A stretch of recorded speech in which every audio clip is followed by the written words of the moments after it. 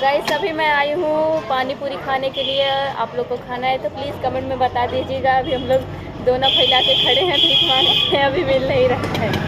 Guys हम लोग आए हैं कोरीपुर और कोरीपुर की पानी पूरी खाते हैं, देखते हैं कैसा है।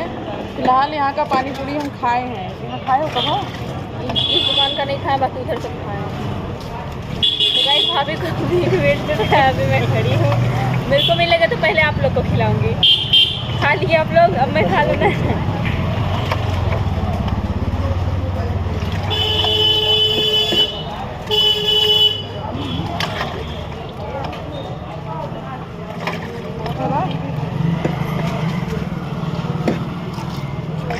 बहुत ही ज़्यादा अच्छा है।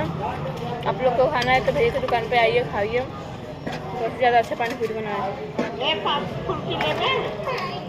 हम मंगवाते हैं।